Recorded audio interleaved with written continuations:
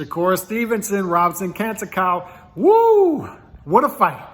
What a fight. What a matchup.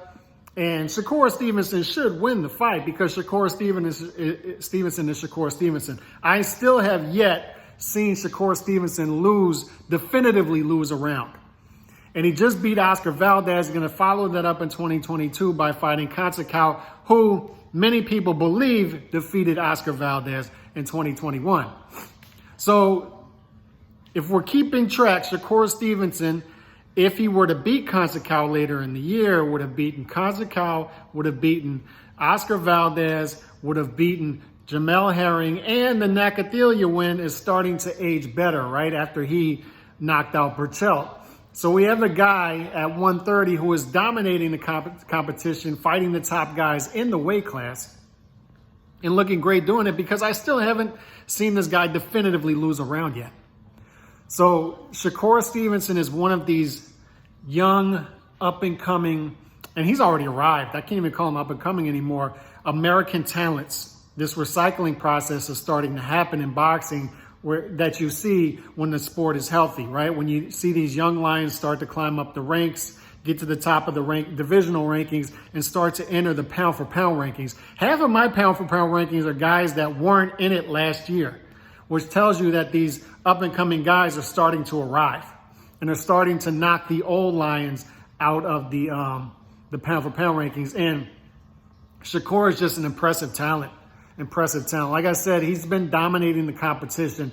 So the Conceicao fight is interesting to me because if Shakur were to stay at 130, which he is, if he's not moving up to 135, and he wants to unify, he wants to become undisputed, but it looks like the two undisputed fights are not going to happen anytime soon. And I'd love to see the Cordina fight happen. I'd love to see it happen overseas in the UK. It will be a big fight over there. And I think Shakur Stevenson wants that fight. But realistically, it's about 2 fights off.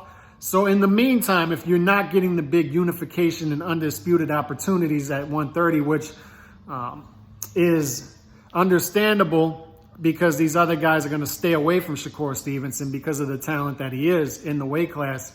If he's going to stay at 130, I love a fight like this. Conceicao is a guy who, not a big name, so he's going to jump at the opportunity to fight a Shakur Stevenson. He felt like he was slighted against Oscar Valdez.